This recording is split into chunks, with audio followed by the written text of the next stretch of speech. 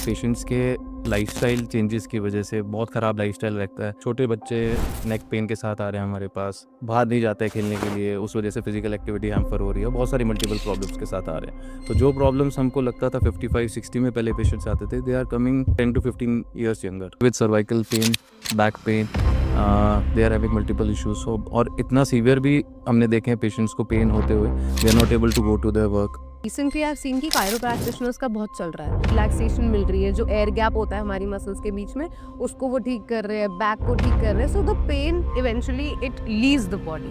Until I heard a news कि there was this one person who lost his life because of this. अब robotic technology आ गई है where we are guiding the robot and the robot itself is doing the touch.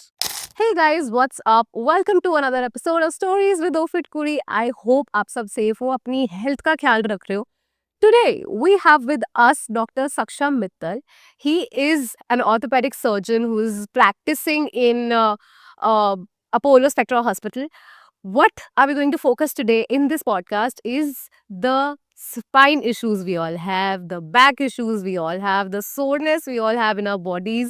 आजकल हम जितने भी youngsters हैं, हम बहुत ज़्यादा हमें अभी से ही लगने लग गया है कि हमारी बॉडी में कुछ कुछ प्रॉब्लम्स हैं जो पहले नहीं होता था, अब बहुत ज़्यादा होता है। So today this is also gonna be like a personal session because मेरे को भी बहुत प्रॉब्लम्स हैं। सो एस वेलकम डॉक्टर सक्षम Mittal. Thanks for having me here. कैसे हो आप? I am all good. I'm all good. Sir, this is going to be a personal session as well because I, being a person who's into corporate, who practices gym, ये सब भी, तो हमारे साथ भी खुद बहुत प्रॉब्लम्स होती है। एंड आई एम श्योर आपके पास बहुत हमारी एज के अब भी पेशेंट्स आते होंगे।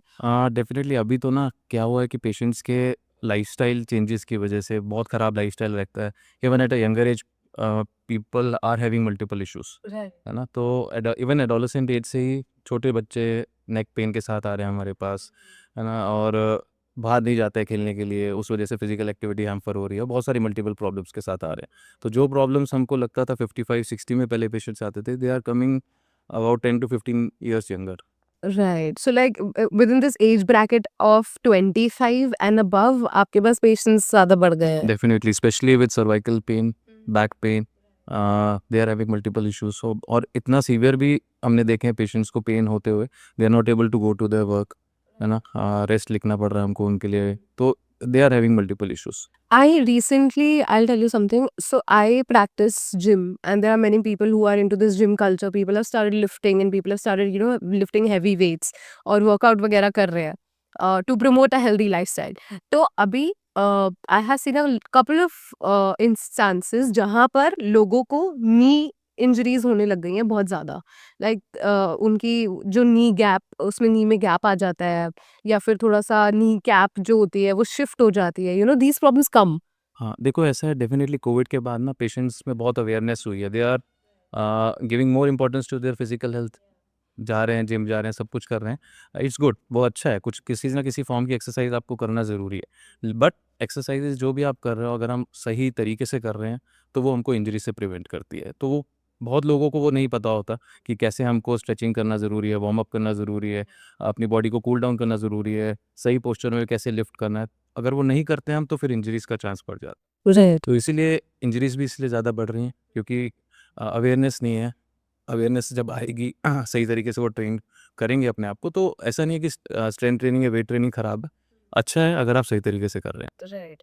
So what do you suggest, जैसे अभी आजकल के टाइम पे people have started thinking also a lot into it, right? मतलब वहम भी बहुत हो जाता है। आपके पास ऐसे कोई इंसिडेंट्स हैं जिसमें वहम हो गया हो या समथिंग लाइक दैट? ये हो जाता है ना क्योंकि सोशल मीडिया, इंटरनेट, गूगल सब कुछ इन्फॉर्मेशन आपके पास है ना। पेशेंट हमारे पास आता है, उससे पहले they have already googled their symptoms, उनको पता होता है राइट। कि क्या-क्या ट्रीटमेंट ऑप्शंस अवेलेबल है। Right. And they even suggest themselves कि आप डॉक्टर साहब आप ये ऐसे कर सकते हैं, कि हम ये ऐसे कर सकते हैं ना। तो this is all because of Google, है ना। पहले राइट। पेशेंट को नहीं पता होता था, तो डॉक्टर के पास जाते थे, जैसे वो एडवाइस करते थे वो फॉलो अप करते थे। तो ये सब इसलिए उनको दिमाग में भी जो टेंशन रहती है ना, क्योंकि इन्फॉर्मेशन ईज़िली अवेलेबल है। राइट। तो वो सही है या गलत वो पेशेंट को नहीं पता होता। तो इसलिए डॉक्टर के पास जाना चाहिए जब उनको प्रॉब्लम आ रही है, और उस हिसाब से ट्रीटमेंट करें। ट्रीटमेंट सब चीज़ों की है। राइट। ओके। सो अभी what are the common problems that you see that are there in the picture? देखो प्रॉब्लम्स जो आती है ना, हमारे एज ग्रुप के हिसाब से आती है। Older people we have problem like arthritis, osteoporosis भी एक बहुत साइलेंट पैंडेमिक की तरह चल रहा है और उसको एड्रेस करना भी बहुत ज़्यादा ज़रूरी है। यंगर पीपल में हमको आजकल जो स्पेशली इश्यूज आ रहे हैं वो बैक प्रॉब्लम्स के आ रहे हैं, cervical pain, even lower back pain. जो हम गलत तरीके से स्क्वाट्स कर रहे हैं या ज़्यादा वेट लिफ्ट कर रहे हैं, उनको नी प्रॉब्लम्स भी हो रही हैं। And definitely sports person, every sport is associated with some risk. आप कॉन्टैक्ट स्पोर्ट्स, स्पेशली फुटबॉल हो गया, हमारा बास्केटबॉल हो गया, रेसलर्स हो गया, they are more prone to sports injuries. ठीक है, sometimes it is not preventable, उनका कॉन्टैक्ट स्पोर्ट्स है तो इंजरी हो सकती है। तो यंगर एज में जनरली जो पेशेंट्स हमारे पास सर्जरी के लिए आते हैं वो स्पोर्ट्स इंजरीज के आते हैं, और जो स्पोर्ट्स नहीं खेल रहे वो मैक्सिमम बैक पेन या सर्वाइकल पेन के। ओके, सर ऑस्टियोपोरोसिस अभी आपने मेंशन करा कि it is working as a silent pandemic. What exactly, can you give me a brief कि मतलब क्या एग्जैक्टली ऑस्टियोपोरोसिस में होता क्या है? देखिए, ऑस्टियोपोरोसिस क्या है ना, हमारी बोन को अगर हम एक डेंस एक स्ट्रक्चर की तरह माने, जो कि एक मेशवर्क है कोलेजन फाइबर्स का, उसके अंदर कैल्शियम और फॉस्फेट के क्रिस्टल्स होते हैं। तो with age what happens is, females में after menopause, around menopause 45 to 50 years की एज में, ये जो कैल्शियम डिपॉजिट्स होते हैं धीरे धीरे खत्म होना शुरू हो जाते हैं। तो आप मानिए जैसे मधुमक्खी का छत्ता होता है, तो बोन्स उस तरह से खोखली हो जाती हैं। ठीक है, जब वो ऐसे खोखली हो जाती हैं तो हमारी बोन्स के टूटने का चांस, दे बिकम ब्रिटल, तो जल्दी अगर गिर जाते हैं तो टूटने का रिस्क ज़्यादा रहता है, बोन पेन्स होते हैं। तो एक एज के बाद पेशेंट्स को मल्टीपल जॉइंट पेन्स से अगर प्रॉब्लम हो रही है तो मतलब वो सजेस्ट करता है कि वो they are going towards osteoporosis. Alright. Male population में ये सेम चीज़ें ज़्यादा एज के बाद आती है, अराउंड 65-70 में, लेकिन फीमेल्स को जल्दी हो जाता है बिकॉज जेनेटिकली वो ज़्यादा प्रोन है, उनमें ईस्ट्रोजन लेवल्स जब कम होने लगते हैं मेनोपॉज के टाइम पे, तो उनको ये सब प्रॉब्लम्स बढ़ जाती हैं और ये पेशेंट को पता नहीं रहता है, और they don't go for regular checkup जो बोन डेंसिटी के लिए होते हैं हमारे, जिससे ऑस्टियोपोरोसिस डायग्नोस हो सके, क्योंकि ये प्रिवेंटेबल डिजीज़ है। इसको हम पहले से ही एड्रेस करके, इसको करेक्ट करके हम इसको रोक सकते हैं और इसकी कॉम्प्लिकेशंस को रोक सकते हैं। अच्छा, what are the preventive measures in osteoporosis? If we could make it understand to the audience who's listening to this podcast, कि क्या osteoporosis में अगर हमें if we are feeling कि हाँ हमारी बॉडी में कैल्शियम की कमी हो रही है और we getting more prone to bone injuries and something like that, तो उसमें हम घर पे रह के, क्योंकि ना समटाइम्स इट हैपेंस कि not everybody wants to immediately go see a doctor. कुछ लोग अपने घर पे डॉक्टर बनने में they prefer to do that, कि पहले हम खुद से थोड़ा सा करके देख लेते हैं, इफ दैट इज ओके, उसके बाद what should be a point that the other person should feel कि हाँ now it's time to see a doctor? Okay, देखो, सबसे पहले प्रिवेंटिव मेजर है, आप एक्सरसाइजेस करिए। जब हमारी बोन हमेशा एक कांस्टेंट बोन रिजॉर्प्शन होते रहती है, बोन एक जगह से ख़त्म होते रहती है और नई बोन भी बनते रहती है। ठीक है, ये प्रोसेस कंटिन्यूसली चल रहा है सबकी बॉडीज़ में। मेनोपॉज के बाद फीमेल्स में क्या होता है कि, या फिजिकल इनएक्टिविटी में भी क्या होता है, बोन पे स्ट्रेस पड़ना कम हो जाता है। जब वो कोई आदमी एक्सरसाइज ही नहीं कर रहा, बोन पे स्ट्रेस कम पड़ रहा है, तो नई बोन वहाँ पे कम बनना शुरू हो जाती है। वो भी कारण है, प्लस हार्मोनल जो एस्ट्रोजन कम होता है, उसकी वजह से बोन जल्दी खोखली हो जाती हैं। तो पेशेंट्स को एक्सरसाइज एटलीस्ट करें, किसी भी फॉर्म की एक्सरसाइज, योगा करें, वॉकिंग करें, साइकिलिंग करें, जो भी को कंफर्टेबल है, डांसिंग करें, है ना। तो एक्सरसाइज अगर करते रहेंगे तो बोन की स्ट्रेंथ बनी रहती है। Plus they can go for a regular bone density test. अगर वो ईयरली या 2 ईयरली अगर एक बोन डेंसिटी टेस्ट कराते हैं और उसमें उनको पता लगता है कि बोन स्कोर्स हमारे कम आ रहे हैं, तो वो ऑस्टियोपोरोसिस की तरफ अगर हम जा रहे हैं, तो वो डॉक्टर को कंसल्ट करें उस टाइम पे और मेडिकेशन शुरू करें उसकी।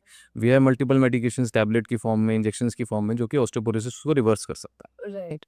और अगर रेगुलर, लेट्स से कि an individual who is above 30 years of age, Yeah. that individual starts taking vitamin D tablets and calcium, क्योंकि जो लोग घर पे रहते हैं उनको यही बोला जाता है कि आप vitamin D and calcium on a regular basis consume करते रहो, उससे क्या होगा कि आपके chances of such injuries will reduce. हाँ, तो देखो, ये भी होता है। डेफ़िनेटली हमको कैल्शियम और विटामिन डी चाहिए, है ना? कैल्शियम ऐसा नहीं है कि we need to take it absolutely in the form of medicines. There are multiple sources जो फूड से हमको मिल जाते हैं। If someone is a non vegetarian, उसके पास बहुत सारी ऑप्शंस हैं। चिकन है, फिश है, all non vegetarian source are good in vitamin D. आपके डेयरी प्रोडक्ट्स बहुत अच्छे हैं। If you are consuming at least 2 glasses of milk a day, 1 cup yogurt, इस तरह से आप ले रहे हैं, उससे आपको कैल्शियम मिलता है। आपकी सारी ग्रीन लीफी वेजिटेबल्स में कैल्शियम रहता है, सारे नट्स में, आलमंड्स, फॉक्स नट्स, ये सब बहुत अच्छे सोर्स है कैल्शियम के।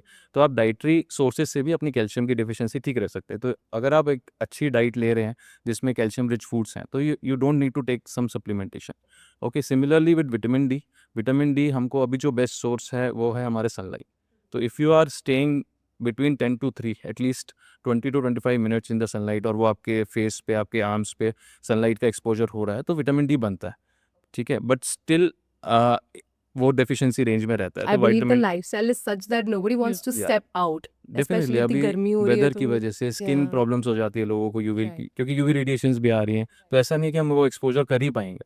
तो इसलिए विटामिन डी सप्लीमेंटेशन हमको ज़रूरी है। Yeah. ठीक है, तो आइदर विटामिन डी के भी बहुत तरीके के फॉर्म्स आते हैं, टैबलेट्स आती हैं, there are nano shots, there are Right. Powders, there are injections. तो based on your vitamin D levels you can start those. Right. Also I believe that अभी जैसे आपने मेंशन किया ना दैट डेयरी प्रोडक्ट्स आप regular basis पे लेते रहो 2 glasses of milk and yogurt, but now I think see every now अब क्या हो गया ना कि इतनी ज़्यादा चीज़ों के प्रोस एंड कॉन्स होने लग गए हैं because if you are also going forward towards having 2 glasses of milk then there are some people who are lactose intolerant, right? And I believe that अभी अडल्टरेशन भी बहुत ज़्यादा हो गई है into these products that we can not actually rely कि हाँ, this will be something that can actually yes, benefit my body. Exactly सही बोल रहा है आप। एडल्ट्रेशन का हमको नहीं पता चल सकता कि which is the best source to consume, है ना? But if you are not able to take dairy products, और if you don't want to take dairy products, soya milk आप ले सकते हो, आलमंड मिल्क ले सकते हो, ग्रीन लीफी वेजिटेबल्स, सारे नट्स वगैरह इस तरह से आप ले सकते हो। एंड इफ एट ऑल अगर आपको लग रहा है कि you are still having some persistent problems, tablets हैं हमारे पास, दे आर सेफ, आप ले सकते हो calcium tablets. Right, right. Okay. We've discussed about osteoporosis. We've discussed about main issues. I want to take a little time to understand the type and kinds of arthritis because अभी क्या हो रहा है कि लोगों को बहुत ज़्यादा arthritis problems हो रही हैं, right? Even my mother, she has rheumatoid arthritis as we have talked about it before, and there are many other people who have different kinds of arthritis. I want you to put a light on this. What kinds and is it reversible, preventable, curable? All that. देखो, arthritis का मतलब है कि हमारे joint में degeneration हो रहा है। ठीक है, इफ यू मैं आपको बोन मॉडल से अगर हम समझाऊं, तो बेसिकली कोई भी जॉइंट होता है वो दो बोन से बना है। जॉइंट के बीच में ये जो आप ब्लू कलर की ये लेयर देख रहे हैं, एक शाइनी स्मूथ लेयर, इसको हम कार्टिलेज बोलते हैं। तो ये एक शॉक एब्जॉर्बर की तरह काम करता है। ये हमारे फ्रिक्शन को कम करता है जॉइंट्स के बीच में। तो जब तक ये हमारा स्मूथ रहता है, हमारी मूवमेंट्स भी प्रॉपर होती है, हमको कोई पेन नहीं महसूस होता, जो कि यंग एज में होता है नॉर्मल लोगों के साथ। विद एज क्या होता है, ये हमारा कार्टिलेज धीरे धीरे घिसने लगता है। ठीक है, तो it gets wear and tear process है। इस तरह से हमारा कार्टिलेज घिस जाता है। जब ये हमारा कार्टिलेज ऐसे रफ हो जाता है, हमारे जॉइंट्स के बीच में हमको फ्रिक्शन में ज़्यादा बढ़ जाता है, हमको पेन महसूस होने लगेगा, जॉइंट्स की मूवमेंट कम हो जाएगी। So if you could lift it a bit. या तो ये हमारा इस तरीके से जो कार्टिलेज है वियर एंड टियर हो जाता है, घिस जाता है इस तरह से। तो बोन अंदर की एक्सपोज हो जाती है, इसमें नर्व एंडिंग्स होती हैं, ये आपस में टकराती हैं, तो पेन महसूस होता है। तो जॉइंट में स्वेलिंग होना, डिफॉर्मिटी होना, मूवमेंट कम होना, ये सब आर्थराइटिस के सिम्टम्स और होते ये अपने आप से हील होता है? As in if we are good with dietary हैं। things no, and all that. It is not reversible. Okay, ठीक it है, is not. आर्थराइटिस नहीं है reversible. We have multiple medicines जो कि कार्टिलेज को स्ट्रेंथन करती हैं। Okay. ठीक है, एक्सरसाइजेस इसकी फर्दर डिजनरेशन को स्लो कर सकती हैं। और लेकिन एक बार अगर कार्टिलेज बहुत ज़्यादा घिस जाता है तो उसको रिवर्स करना बहुत मुश्किल है। अच्छा। ठीक है, देयर आर रीजनरेटिव थेरेपीज जो ट्रायल बेसिस पे चल रही है, जैसे स्टेम सेल थेरेपी है, प्लाज्मा इंजेक्शंस है। तो दे हैव 50-50% रिजल्ट्स। अभी वो ट्रायल नहीं है, तो वी कैन नॉट असर्टेन कि yes you can, we are not sure कि इस पेशेंट में वो पीआरपी 100% सक्सेसफुल हो। We can give on a trial basis, they are safe treatments. Some patients have good results with them, लेकिन it is not a definitive therapy कि आपको उसके results आएंगे। ठीक है, तो अगर हम आर्थराइटिस के टाइप्स के बारे में बात करें, तो जो मोस्ट कॉमन इंडिया में प्रेवलेंट या वर्ल्ड वाइड प्रेवलेंट है वो ऑस्टियोआर्थराइटिस, ऑस्टियोआर्थराइटिस। osteo. ठीक है, और उसको डिजनरेटिव आर्थराइटिस भी बोलते हैं, मतलब वो एज रिलेटेड आर्थराइटिस है। तो जो नॉर्मल एज के साथ हमारे सारी कार्टिलेज घिस रहा है, हमारी बोन्स वीक हो रही है, हमारे टेंडेंस मसल सब कुछ वीक हो रहा है, तो इसी तरह से cartilage wear and tear process चलते रहती है बॉडी में, और एक एज के बाद वो कार्टिलेज बहुत ज़्यादा घिस जाता है, तो वो ऑस्टियोआर्थराइटिस। दूसरा होता है हमारा ऑटो इम्यून आर्थराइटिस, जो कि इन्फ्लामेटरी आर्थराइटिस है। जैसे आप रूमेटॉइड आर्थराइटिस के बारे में बात करें तो वो उस ग्रुप में आता है। वो हमारी अपनी ही बॉडी अपने जॉइंट्स के अगेंस्ट एंटीबॉडीज़ प्रोड्यूस करता है, जो कि इस कार्टिलेज लेयर के अगेंस्ट काम करता है, और वो उसको जल्दी घिस देता है। तो वो कम एज में लोगों को होती है, जो कि ऑस्टियोआर्थराइटिस के कंपैरिजन में 10 to 15 ईयर्स यंगर लोगों में ये सब प्रॉब्लम स्टार्ट हो जाती है। अदर फॉर्म ऑफ आर्थराइटिस होती है गाउटी आर्थराइटिस। आपने देखा होगा पेशेंट्स की यूरिक एसिड लेवल्स बड़े होते हैं, तो वो यूरिक एसिड के क्रिस्टल्स जाके जॉइंट में इकट्ठा हो जाते हैं और वो पेन करते हैं पेशेंट को। Is it something that we call गठिया? अर्थराइटिस को ही गठिया बोलते हैं हम। ठीक है, किसी भी फॉर्म की अर्थराइटिस को, जिनको रूमेटॉइड अर्थराइटिस है उनको आम भाषा में गठिया वाई बोलते हैं लोग। ठीक है, तो गाउटी अर्थराइटिस यूरिक एसिड की वजह से हो गई। यंग एज में जो लोगों को अर्थराइटिस होती है वो स्पेशली इंजरीज के कारण होती है। अंदर या तो उनका लिगामेंट इंजरी हो रखा है और वो अपने कंटिन्यूसली स्पोर्ट्स एक्टिविटीज़ कर रहे हैं, तो उसमें ज़्यादा स्ट्रेस बढ़ रहा है जॉइंट पे, उससे अर्थराइटिस हो। या आपको कोई फ्रैक्चर है जॉइंट के पास जिसके कारण वो फ्रैक्चर सही तरीके से बैठा नहीं है अपनी जगह पे, तो उसके कारण भी अर्थराइटिस होती है, उनको पोस्ट ट्रॉमेटिक अर्थराइटिस बोलते हैं। तो मोस्ट कॉमन जो प्रेवलेंट है वो ऑस्टियोआर्थराइटिस है, जो कि एज के साथ लोगों के होता है। मैक्सिमम पेशेंट्स हमारे पास उसी तरीके से आते हैं। ऐसा भी होता है जैसे अगर एक if an individual is suffering from one kind of arthritis तो उसको दूसरे काइंड ऑफ ऑर्थराइटिस भी हो सकता है। हाँ, हो सकता है। देखो ऑस्टियोआर्थराइटिस तो एज के साथ होगी। कुछ पेशेंट्स को साथ में यूरिक एसिड की प्रॉब्लम रहती है, तो उनको गाउटी आर्थराइटिस भी साथ में प्रेजेंट करता है। रूमेटॉइड आर्थराइटिस के जो पेशेंट्स हैं उनको मल्टीपल जॉइंट्स में प्रॉब्लम रहती है, जैसे फिंगर्स के जॉइंट्स में हो गई, शोल्डर्स में हो गई, नीज़ में, हिप में। लेकिन ऑस्टियोआर्थराइटिस के पेशेंट्स को किसी पर्टिकुलर जॉइंट्स में, स्पेशली नीज़ में रहती है, क्योंकि एज के साथ सबसे पहले हमारे नीज़ जॉइंट्स इंडिया में सबसे प्रोमिनेंट जो है वो नी आर्थराइटिस के साथ ही लोग प्रेजेंट करते हैं। Right, right. So, sir, what are the natural ways? Obviously, there are medications, there are things that can cure it probably, and if not, जैसे rheumatoid में हम cure नहीं कर सकते. We can just slow down the process a bit. तो हम naturally कैसे अपने आप को, बिकॉज ऑब्वियसली अभी क्या हो रहा है ना कि जो हमारी एज के लोग हैं and people who are also 35-40 जिनको अभी ये प्रॉब्लम प्रॉबेबली आ सकती है इन फ्यूचर, उनको उनके लिए हम कैसे ये चीज़ वो कर सकते हैं कि थोड़ा सा आप स्लो डाउन कर सके या हम प्रिवेंटिव मेजर्स ले सके नेचुरली अपने डेली रूटीन में जिससे हम अवॉइड कर सके ऐसे सिचुएशंस। ओके, देखो डेफिनेटली ये पॉडकास्ट तभी सक्सेसफुल हो पाएगा जब पेशेंट के पास अवेयरनेस रहेगी इस चीज़ों की, ठीक है। मैं अपने क्लिनिकल प्रैक्टिस में when I initially started I saw कि बहुत पेशेंट्स आ रहे हैं, नी रिप्लेसमेंट्स करा रहे हैं, एंड स्टिल पेशेंट्स ख़त्म ही नहीं हो रहे कंटिन्यूसली, और एवरी ईयर ये पेशेंट्स बढ़े जा रहे हैं। तो ये क्यों हो रहा है? क्योंकि अब हमारे लाइफस्टाइल बहुत ज़्यादा चेंज हो चुका है। अभी भी आप देखोगे रूरल पॉपुलेशन जो है वहाँ पे ऑस्टियोआर्थराइटिस होता है लोगों को, ऐसा नहीं होता, लेकिन उनको ज़्यादा एज के बाद होता है। They present at 70, around 70 years of age. लेकिन अर्बन पॉपुलेशन जो आ रही है वो 55 टू 60 की एज में भी आ रही है। तो क्यों? उनका लाइफस्टाइल दिक्कत है। रूरल पॉपुलेशन अभी भी बहुत वॉक कर रहे हैं, वो हार्ड वर्क कर रहे हैं अभी भी। हमारे यहाँ पर लोगों की वॉकिंग कम हो गई है, लाइफ मतलब उनका एक तो ओबेसिटी बहुत इंपॉर्टेंट फैक्टर है। ओबेसिटी भी हमारे, जब आपका वेट ज़्यादा होगा आपके जॉइंट्स पे ज़्यादा स्ट्रेस पड़ेगा। तो ये सब जो लाइफस्टाइल चेंजेस अभी हुए हैं, इनएक्टिविटी और ओबेसिटी प्लस आपकी जो डाइटरी चेंजेस हो गए हैं, आपकी डाइट में बहुत सारी एडल्ट्रेशन जैसे आपने बोला था आ गई हैं, कार्बोनेटेड वाटर, ये सब जो चीज़ें अब आ गई हैं ना, उस वजह से भी ये सब इनके प्रेवलेंस बढ़ रहे हैं। तो एज अ यंग इंडिविजुअल सबसे इंपॉर्टेंट है कि आप रेगुलर कोई भी फॉर्म ऑफ एक्सरसाइजेस करिए, ठीक है, जिससे आपकी मसल स्ट्रेंथनिंग हो। जब भी आपको किसी जॉइंट में पेन है, अर्थराइटिस है, अगर आप आसपास की मसल्स की स्ट्रेंथनिंग करते हैं तो जॉइंट्स पे कम प्रेशर जाता है, तो eventually that will help you in preventing arthritis. आप अपना वेट ठीक रखिए, ओवरवेट भी एक कारण है अर्थराइटिस होने का। अच्छी डाइट लें, बैलेंस डाइट लें, तो ये 3-4 चीज़ें करके आप अपनी अर्थराइटिस होने को डिले कर सकते हैं। Can gluten also affect it? Because I have seen a multiple people who have this problem of arthritis. They are avoiding atta, they are avoiding maida, of course, is avoidable, but they are avoiding atta also. They are going towards ragi and jowar and all that. नहीं, definitely multigrain आजकल की studies के हिसाब से it is a better source than wheat, ठीक है। लेकिन ऐसा नहीं है कि व्हीट खाने से आपको अर्थराइटिस हो जाएगा।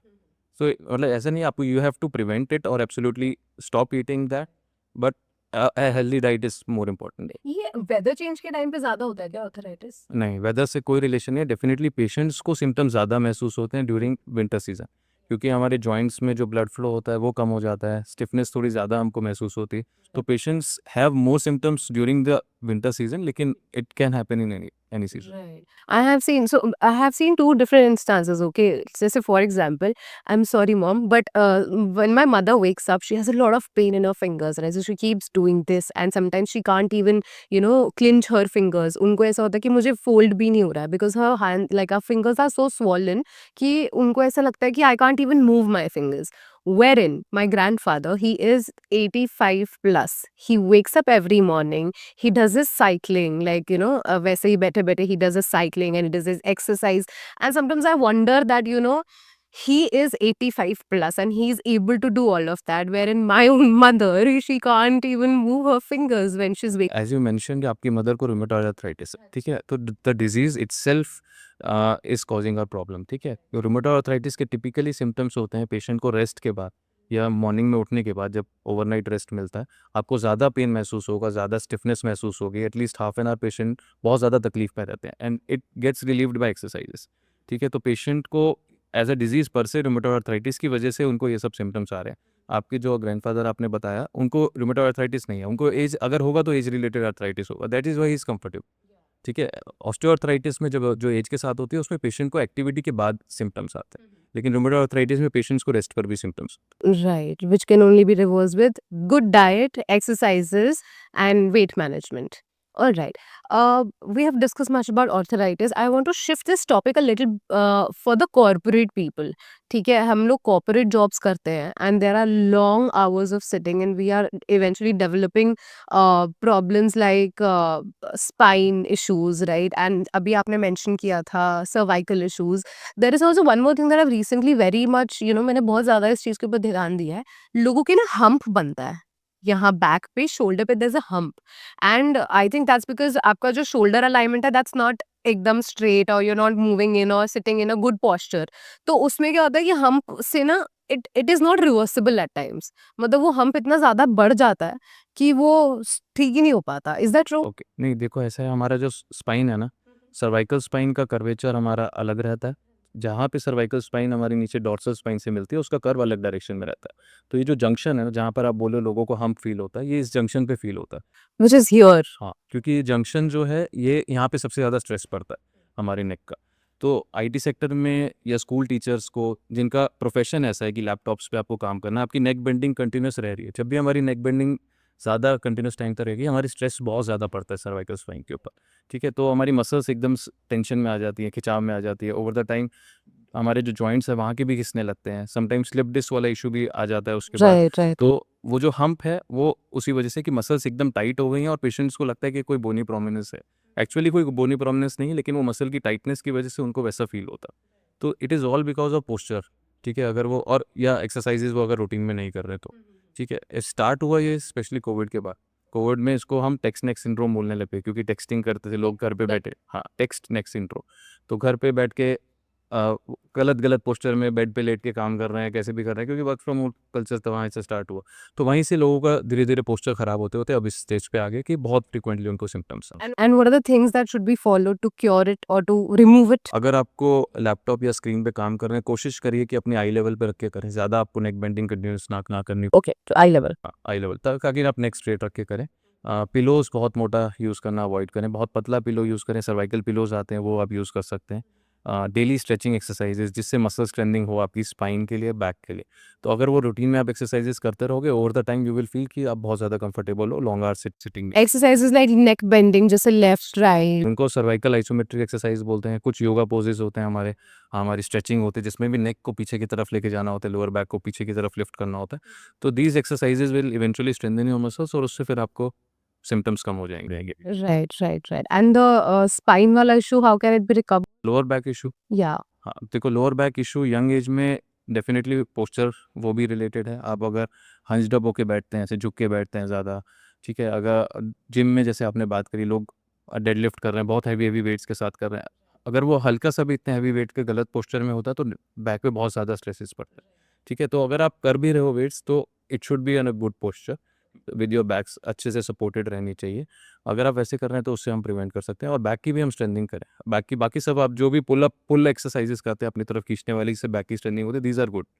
ठीक है, लिफ्टिंग वेट्स रिस्की है अगर, लेकिन अगर वो भी सेफ है अगर आप सही तरीके से कर रहे हैं। Right. So आप ये बोल रहे हो जैसे for example even if we are heavy lifting, we are doing the pull exercises, है ना, बैक की एक्सरसाइजेस हम कर रहे हैं या फिर रोइंग की एक्सरसाइजेस कर रहे हैं, so these are very beneficial for the strengthening of our lower back और स्ट्रेचिंग हो गई and all of these things. आप ये पेन में नहीं कर पाओगे, जब आपको पेन होगा you won't be able to do. तो जो पेशेंट पेन में आते हैं हमारे पास, हम उनको वेट्स अवॉइड करने के लिए बोलते हैं कुछ टाइम के लिए।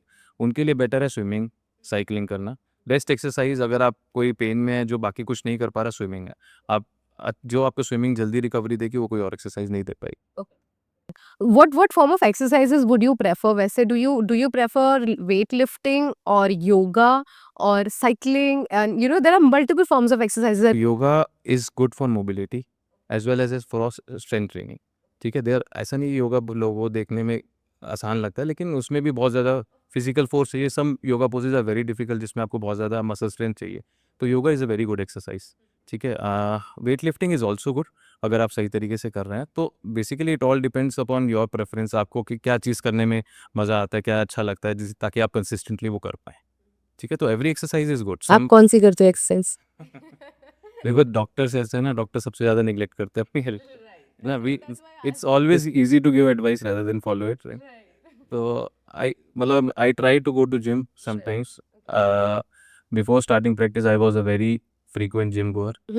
Doctor is other names of second gods here on earth. Times patients are calling you at odd hours, तो तब थोड़ा सा दिक्कत लगती है, otherwise it's good. Right okay आजकल एक तो these are the trends that have been following है ना नया ट्रेंड आता है and people start following it there is this new trend and new set of people who call themselves chiropractitioners, right?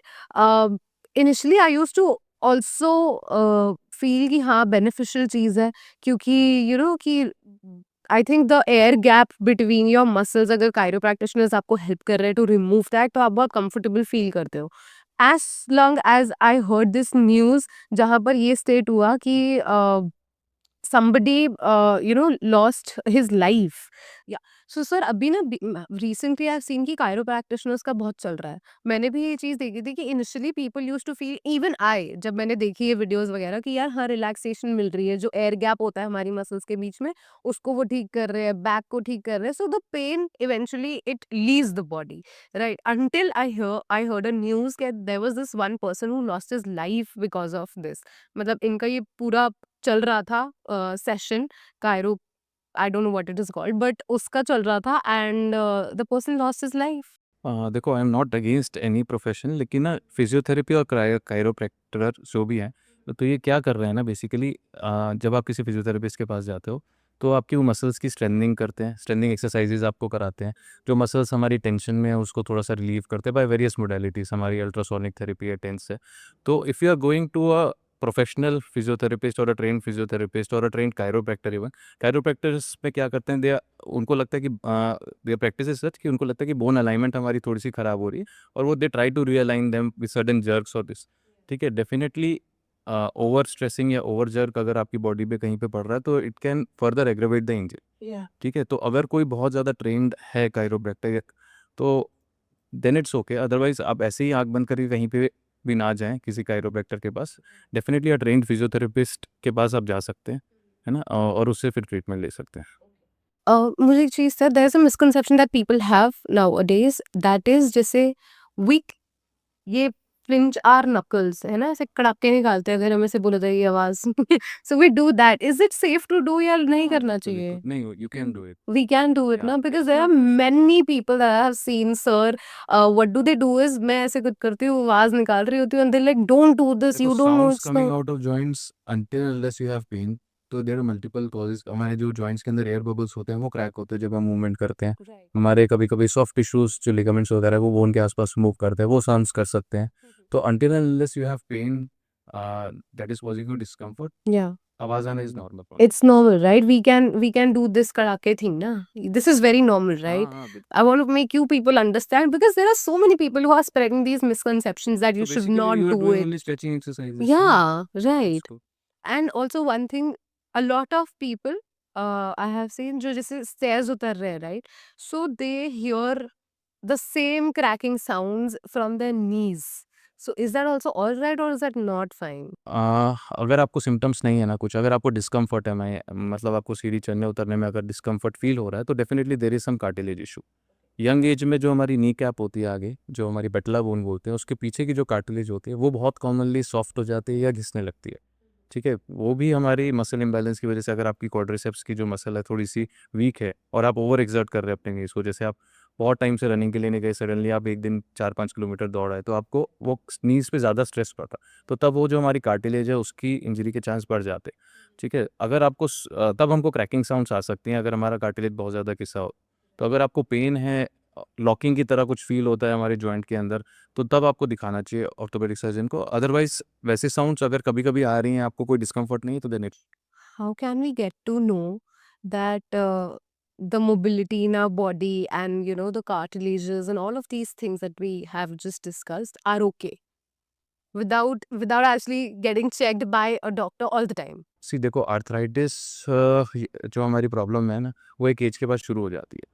ठीक है, इट स्टार्टिंग की 35, 40, 45 की as तक वो अर्ली स्टेजेस में होते हैं. So we may not get any symptoms. आप अपने रूटीन वर्क कर रहे हो, स्पोर्ट्स एक्टिविटीज़ कर रहे हो तो ठीक है. तो इस टाइम पे कोई चेकअप कराने की भी ज़रूरत नहीं है, बिकॉज वी एक्सपेक्ट कि थोड़ी बहुत आर्थराइटिस शुरू हो चुकी है। लेकिन इवेंचुअली विद टाइम आपको जब अगर सिम्टम्स आने लग गए, आपको थोड़ा बहुत कभी कभी पेन फील होने लगा, then you can get x-rays done. X-ray से हमको आइडिया मिलता है कि आपके जॉइंट में कितनी स्पेस है, कितनी स्पेस कम हो रही है धीरे धीरे। ठीक है, अगर सिम्टम्स नहीं है तो it's not necessary to get your self check. आप बस अपनी एक्सरसाइजेस करिए और अपना रूटीन काम करिए। Right. Also one more thing, अभी initial times में there was lesser technological use इन सब चीज़ों में। अभी तो बहुत machines आ गई हैं। What do you think कि अगर हम if we talk about let's say 10 decades back or 1 decade back पहले से there were not much technology in use and now there are ample amount of machines in the market and doctors also use it. तो technological advancements कैसे हुए? देखो, medical science बहुत ज़्यादा अच्छी revolutionise हुई है ना? बहुत इन टर्म्स ऑफ इंफ्रास्ट्रक्चर, जैसे हमारे पास बहुत लेटेस्ट टेक्नोलॉजी की मशीन्स आ गई हैं। अगर हम ऑर्थोपेडिक्स की बात करें, नी सर्जरीज की बात करें, तो हमारे पास आर्टिफिशियल इंटेलिजेंस टेक्नोलॉजी से कंप्यूटर नेविगेशन एक टेक्निक आई है, जिसके थ्रू कंप्यूटर सॉफ्टवेयर हमको गाइड करता है सर्जरी के दौरान कि हम जो अपनी बोन्स कट कर रहे हैं वो कितने एंगल पे कट कर रहे हैं। ठीक है, तो throughout the surgery we are getting to know if the surgery is going fine और नॉट। ठीक है, सिमिलरली आपका अब रोबोटिक टेक्नोलॉजी आ गई है, where we are guiding the robot and the robot itself is doing the cuts. Is it reliable? Yeah, definitely, because we are controlling the robot. ठीक है, at every step we are giving command to the robot to do the next step and we can stop it any time we want. ठीक है, तो it is in our control. ठीक है, उसके advantages क्या है कि जो हम मैनुअली हम किसी बोन को कट कर रहे हैं, तो there is a slight chance of error से 1 to 2%, वो भी हम एकदम मिनिमाइज कर पा रहे हैं। We are able to achieve more accuracy, more precision with the help of this technologies. तो ऑर्थोपेडिक्स में ये एडवांसमेंट आई है। In terms of pain techniques we have anaesthesia, बहुत अच्छी टेक्निक्स आ गई हैं, जिससे पेशेंट्स के पेन रिड्यूसिंग टेक्निक्स भी बहुत अच्छी हो गई। Right.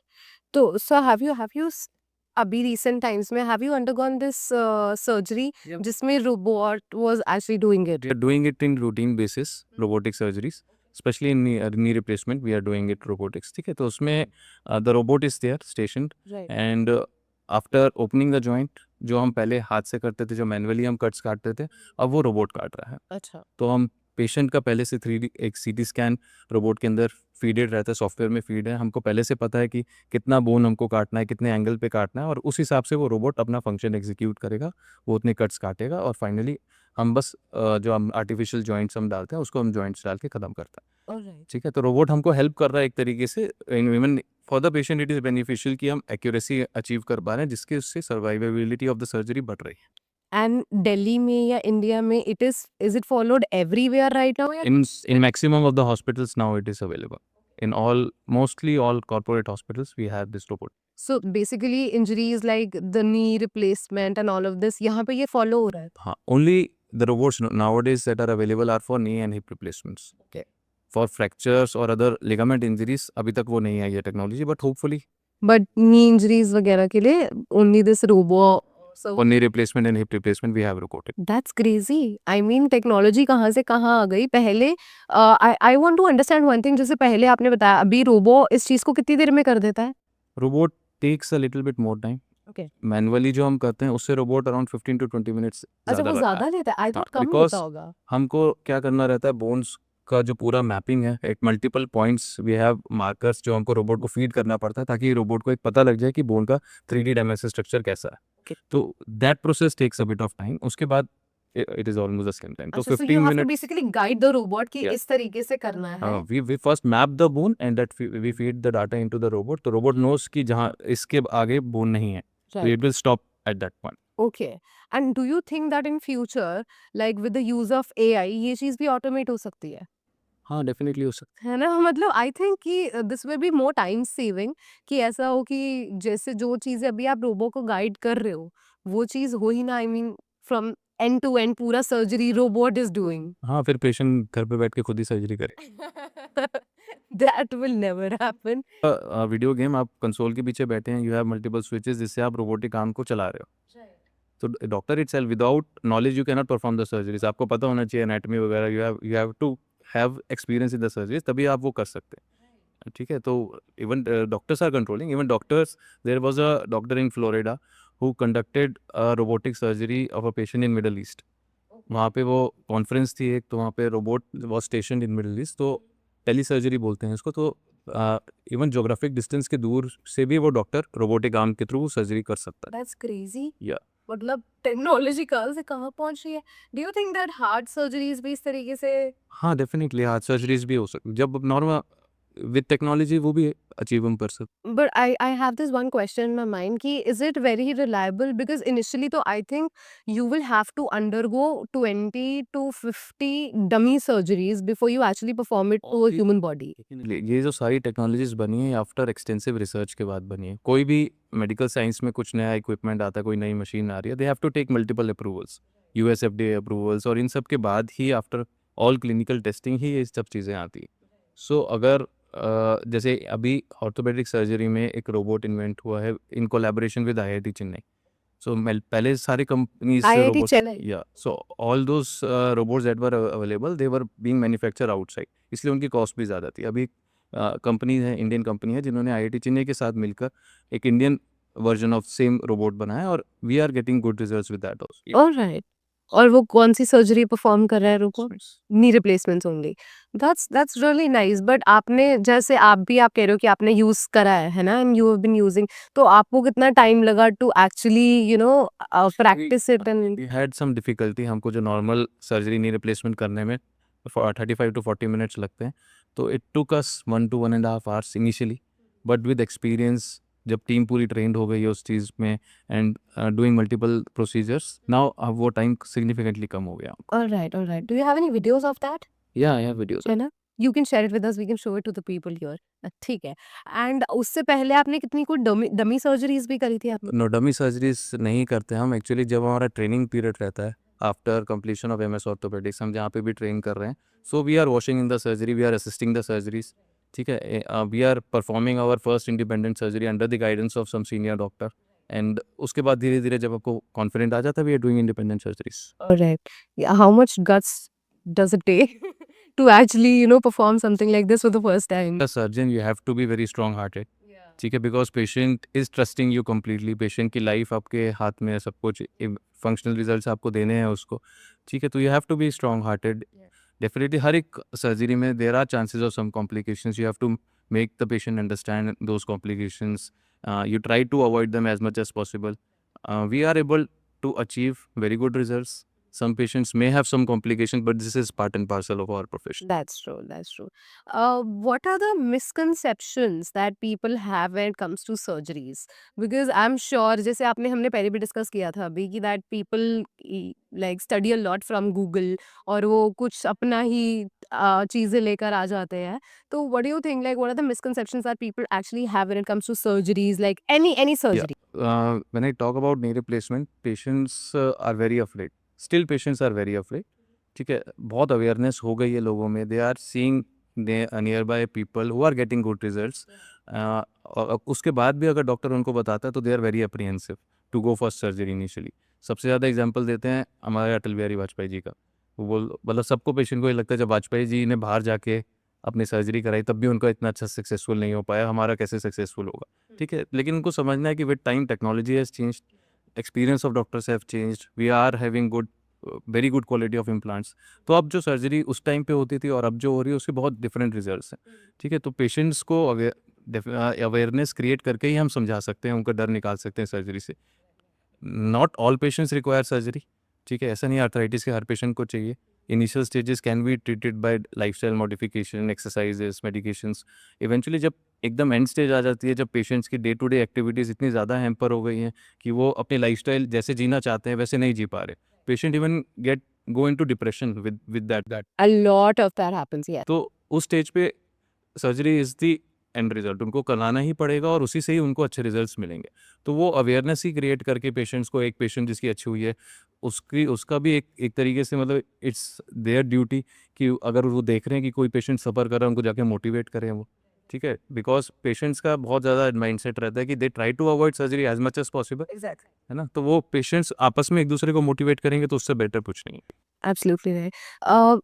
As far as you've mentioned depression and all of this, जैसे rheumatoid भी है and you said that it's irreversible, right? You can't actually cure it. उसमें भी surgeries होती हैं या नहीं होती हैं? रूमेटॉइड में भी सर्जरीज होती हैं। I recently had a patient, she was just 38 और उनको इतना सीवियर आर्थराइटिस था और सारे जॉइंट्स इन्वॉल्व थे, सर्वाइकल स्पाइन, शोल्डर्स, एल्बो, मतलब वो she can not put weight on her hands and stand, she can not walk, उनके दोनों हिप्स खराब हो चुके हैं, दोनों नीज खराब हो चुके हैं, then her knees was fixed in flexion, मतलब हम बेंडेड नीज थे उनके और वो she can not straighten her knees, तो she was completely bedridden. ठीक है, तो to make her walk we did the knee replacement. ठीक है, at least now it's been 3 weeks, now she is standing, she is walking with walker. ठीक है, तो मतलब पेशेंट्स को उस टाइम पे सर्जरी ही बेस्ट रिजल्ट दे सकता है। ठीक है, लेकिन at the same time we can not treat all our joints simultaneously, we have to give our medications जिससे वो पेन में रिलीफ मिले। Right. एंड लेट्स से अगर किसी को भी ऐसे पेन्स हैं, सो कंसेक्यूटिवली पेन किलर्स खाना भी सही है? Not for a long time, है ना? है ना। आप इमरजेंसी बेसिस पे जब बहुत सीवियर सिम्टम्स है कभी कभी आप ले सकते हैं, because all pain killers if you are taking it for a longer time तो it increases your stress on the liver and kidney. Exact. ठीक है, तो you go in for test regularly. ठीक है, लेकिन pain killer is not the solution, it is just a temporary relief. आप एक तरीके से अपनी प्रॉब्लम को बुद्धू बना रहे हो कि हम पेन किलर ले रहे हैं, प्रॉब्लम नहीं सॉल्व हो रही उससे। ठीक है, बस पेन रिलीफ हो रहा है। Makes sense. Sense. Before we call it a day, I want you to please address this one issue कि exercises, कुछ exercises जो regularly इंसान को करनी चाहिए of every age group, कुछ ऐसे nutrition factors जो हर इंसान को करने चाहिए, so that you know people who are sitting at home and watching this podcast, probably somebody who is working in a corporate job, who's a teacher, है ना, या who is somebody who's probably physically very active but still need that one thing. तो कुछ ऐसे factors sir बता दो diet अगर। के बारे में हम बात करें ना तो सबसे ज़्यादा जो निगलेक्ट करते हैं प्रोटीन्स निगलेक्ट करते हैं, स्पेशली वेजिटेरियन पीपल, क्योंकि बहुत अच्छी क्वांटिटी में नहीं रहता है। अगर आप इवन पल्सेस भी ले रहे हो या चीज़ ले रहे हो, मिल्क प्रोडक्ट्स ले रहे हो, तो they have good sources of protein, but उनको नहीं पता कितना लेना है, कितना ज़रूरी है उनकी बॉडी के लिए। तो ठीक है, एडिक्वेट प्रोटीन डाइट आइडियली अगर आपको जितना बॉडी वेट है उतने grams of proteins we need on a regular basis, जो कि नॉर्मल एक्टिविटी एक इंसान कर रहा है। So if for you are example, if somebody is weighing 60 हाँ, you kgs, need 60 grams of 60 protein grams of protein. daily. If you are doing vigorous exercises, like if you are doing gym training, then you need more than that. All right. ठीक है, तो at least उतना भी लेने के लिए हमको बहुत ज़्यादा कंज्यूम करना पड़ेगा, Right. तभी आप उतना उस क्वांटिटी तक पहुंच पाएंगे। तो इसलिए वेजिटेरियन सोर्सेज में बहुत अच्छी प्रोटीन क्वांटिटी नहीं है। आप अलग से सप्लीमेंट्स ले सकते हो, आजकल वेज प्रोटीन सप्लीमेंट्स मिलते हैं जो कि आप आटे में डाल के साथ में खा सकते हो, रोटी में बना के खा सकते हो। ठीक है, या किसी न किसी फॉर्म के decrease your carbohydrates, increase your proteins, take calcium rich foods, vitamin D supplementation on and off लीजिए। एक्सरसाइजेस, बेस्ट एक्सरसाइज जो कि आपको बॉडी पे सबसे कम प्रेशर डालती है वो वॉकिंग। ठीक है, तो आप स्टार्ट करें, at least half an hour to 40 minutes daily walk बहुत ज़्यादा ज़रूरी है। बाकी उसके बाद एरोबिक एक्सरसाइज है जिससे आपकी हार्ट रेट थोड़ी सी बढ़ती है, वो किसी भी फॉर्म में आप कर सकते हैं। सम पीपल एंजॉय डांसिंग, किसी को साइकिलिंग पसंद है, किसी को स्विमिंग पसंद है, किसी को जिम पसंद है, वो किसी भी आप तरीके से आप कर सकते हैं। डेली स्ट्रेचिंग भी करें अपने जॉइंट्स की, तो yoga is a very good exercise for increasing a mobility. वैसे भी आप हर एक जॉइंट की स्ट्रेचिंग करें। ठीक है, अपना पोस्चर सही रखें काम करते वक्त, स्पेशली आईटी सेक्टर पीपल और स्कूल टीचर्स। तो ये सब अगर हम रेगुलर उसमें फॉलो कर रहे हैं ना, तो we will stay away from multiple diseases and don't neglect your symptoms. अगर कोई सिम्टम्स आ रहे हैं तो go and consult a doctor. Right. Dr. Saksham, one last question before we head out. Caffeine, is caffeine anyway related to all of this? Excessive of anything is bad. ठीक है, caffeine otherwise it's doesn't con much side effects, लेकिन अगर आप caffeine के साथ अगर आप food intake ले रहे हैं ना, या निकोटिन जो टी के साथ भी अगर आप फूड इनटेक ले रहे हैं, तो वो कुछ न्यूट्रिशन सब के एब्जॉर्प्शंस को हैम्पर करता है। तो either give a gap between a coffee और अदर योर लंच और एनीथिंग। ठीक है, लेकिन excessive caffeine is also very bad. तो आप मॉडरेट अमाउंट्स में कुछ भी कंज्यूम कर रहे हैं तो it's okay. And smoking? Smoking is very bad. Smoking is very very bad because smoking आपकी बोन डेंसिटी का जल्दी कम करता है। जो हमको, अगर एक कोई क्रॉनिक स्मोकर है उसका एक्सरे अगर हम देखेंगे 40 की एज में और एक नॉन स्मोकर का 70 की एज में देखेंगे, तो we may find similar x-rays. तो आप अपनी बोन एज कम कर रहे हैं। ठीक है, दूसरा मल्टीपल केसेस हमने देखे हैं जो फ्रैक्चर से आते हैं, जो स्मोकर्स हैं उनकी बोन यूनियन नहीं होती, बोन जुड़ती ही नहीं है। ठीक है, क्योंकि स्मोकिंग क्या करती है, आपकी जो एंड आर्टरीज होती हैं, जो लास्ट की ब्लड वेसल्स होती हैं, उसको श्रिंक कर देती है, तो ब्लड सप्लाई नहीं पहुंच पाता वहाँ पे फ्रैक्चर को जोड़ने के लिए। तो smoking is very very bad. Alcohol to some moderate amounts is okay, but excessive alcohol is also very bad. Doctor Delhi का जो पोल्यूशन है ना? मतलब बहुत लोग बोलते हैं, I am not trying to defend any smoker out here, I am just stating that people talk about this. अगर उनको बोलो ना कि don't smoke because it's bad for the bones and blah blah blah, they always say कि दिल्ली का pollution इतना ज़्यादा है, वो ऑलरेडी हम 4 सिगरेट दिन की पी ही रहे हैं अगर हम स्मोक नहीं भी कर नहीं, रहे हैं देखो, एक दो चीज़ें हैं, एक जो आप अवॉइड कर सकते हो, एक नहीं अवॉइड कर सकते, ठीक है? पॉल्यूशन आप नहीं अवॉइड कर सकते अगर आप दिल्ली में रहना चाह रहे हो, तो you have to bear with everything, ठीक है? तो लेकिन स्मोकिंग आप अवॉइड कर सकते हो, ठीक है ना? तो जो हमको बाहर से इतना एडल्ट्रेंट्स मिल रहे हैं, जो पॉल्यूशन मिल रहा है, उसको हम नहीं लड़ सकते, लेकिन एटलीस्ट जो हम अवॉइड कर सकते हैं, उसको हम अवॉइड करें। For sure, for sure. Dr. Sakshan, it was really nice having you. Thank you for all these, diagrams and showing and uh, like telling us sheer facts about the bone health and everything. It was a great podcast, and we loved having you here. If you have any questions regarding the bone health and all of these things, do mention the comment. Sir का भी YouTube channel है. Sir will definitely answer all your questions. So do not forget to comment down and like, share, comment, and subscribe. Sir, आप भी बोल दो. Please follow our channel Yeah. and do like, do subscribe. Thank you, guys.